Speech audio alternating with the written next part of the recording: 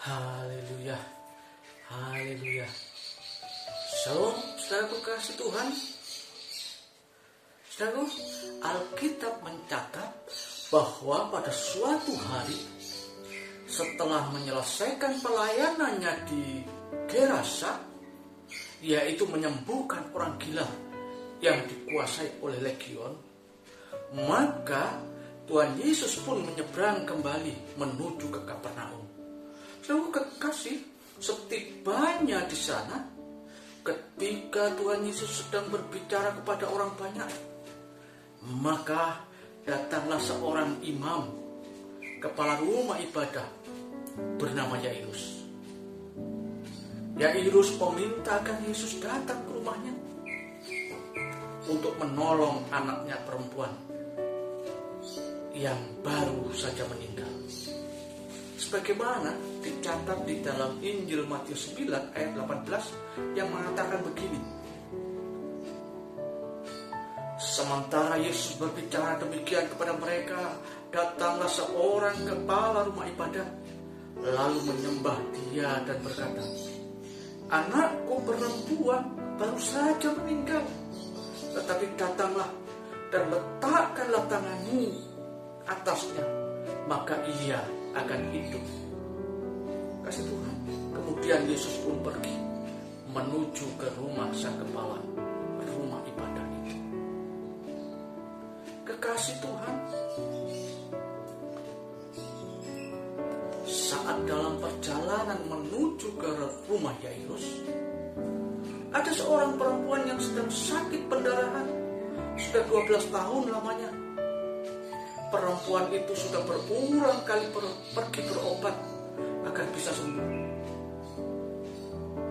Namun saudaraku, sekalipun sudah menghabiskan hartanya, akan tetapi perempuan itu tidak kunjung sembuh juga. Kitab Injil Markus pasal 5 ayat 25 sampai 26 mengisahkan seperti ini. Adalah di situ seorang perempuan yang sudah 12 tahun lamanya menderita pendarahan.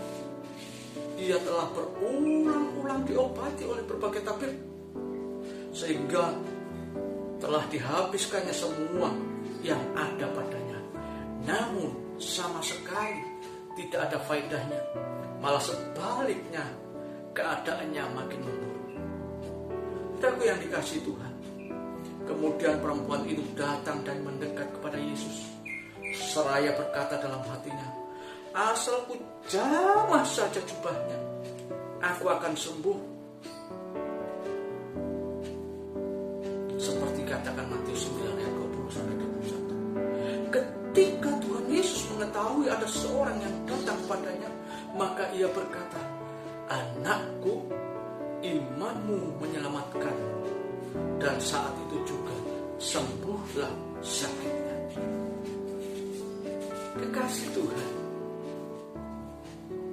ada beberapa hal yang bisa kita perhatikan dan menjadi pelajaran bagi hidup kita di dalam mengiring Tuhan. Ketika kita sedang atau saudara sedang dalam keadaan menderita karena sakit penyakit. Yang pertama adalah, saudara perlu ketahui bahwa Tuhan tidak pernah merasa terlalu sibuk dan tidak terganggu untuk menolong seseorang yang mau datang kepadanya. Walaupun ada banyak orang yang datang kepadanya secara bersamaan,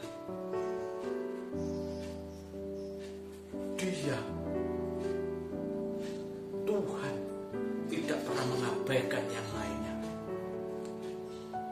Dia tidak merasa terlalu sibuk dan tidak kewalahan, karena Dia adalah Allah yang Maha Kuasa. Dia El Shaddai itu.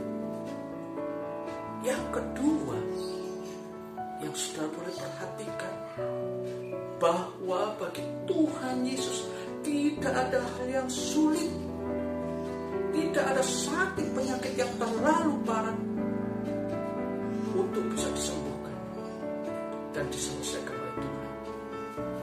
Separah dan selama apapun sakit saudara, Tuhan Yesus sanggup dan Dia mampu untuk menyembuhkan engkau, karena Dia Yehova Rafa. Kemudian hal yang ketiga yang perlu Anda ketahui, yang perlu kau ketahui saudaraku, bahwa Tuhan tidak pernah membedakan kasta, tidak pernah membedakan derajat maupun golongan seseorang untuk menolong mereka yang mau datang kepadanya. Saudaraku, saat itu Tuhan Yesus sedang dalam fokus untuk pergi menolong anak sang imam, tetapi ketika datang seorang perempuan tua yang sudah habis hartanya datang kepadanya, Ia pun menolongnya.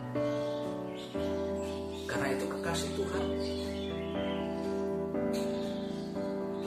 jika engkau hari ini merasa menderita oleh keadaan, datanglah kepada Tuhan Yesus. Datanglah dalam doa dan penyembahanmu. Dia akan menolong saudara. Bagi saudara yang sakit, mungkin engkau sudah pergi berobat kemana-mana, namun saudara tidak juga kunjung mendapatkan kesembuhan. Meskipun mungkin hartamu sudah habis untuk biaya pengobatan, sebagaimana yang dialami oleh perempuan yang sakit pendarahan selama 12 tahun itu. Saudara, dengarkan saya. Tuhan Yesus sanggup menolong engkau. Dia sanggup menyembuhkan engkau. Dia tidak pernah memandang bulu untuk menolong seseorang, siapapun dan apapun keadaan ekonomi dan kasta, golongan apapun. Yesus tidak peduli akan hal itu. Dia mau engkau sembuh dan merdeka. Yesus mau engkau sembuh dari sakitmu. Yesus mau engkau merdeka dari dosa dan hidup dalam kebenarannya. Kasih Tuhan, surat 1 Petrus pasal yang kedua ayat 24 berkata begini, Ia sendiri telah memikul dosa kita di dalam tubuhnya di kayu salib, supaya kita yang telah mati terhadap dosa hidup untuk kebenaran. Oleh bilur-bilurnya kamu telah sembuh. Haleluya. Kasih Tuhan,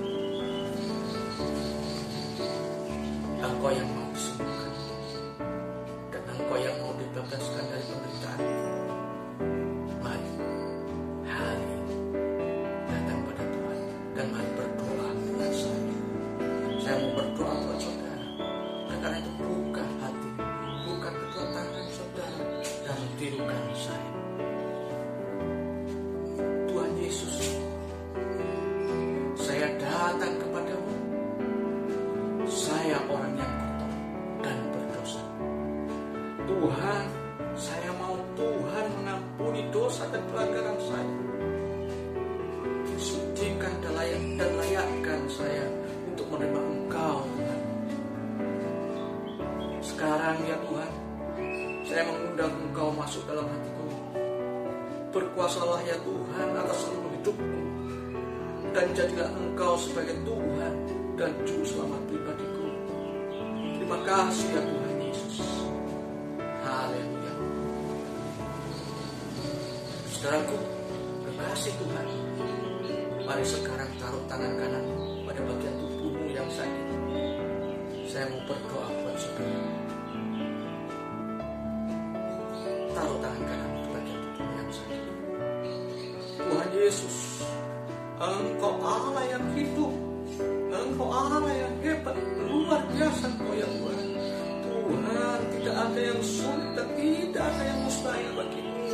Ya Allah, hamba berdoa, ya Tuhan, mari ya Tuhan, tangan Tuhan yang berobat pakut menjamah dan menyembuhkan setiap bagian tubuh yang sakit dan anak-anak. Oleh bilur Yesus, Engkau sembuh. Haleluya. Terima kasih Tuhan, di dalam nama Tuhan Yesus Kristus, Tuhan dan Juru Selamat kami.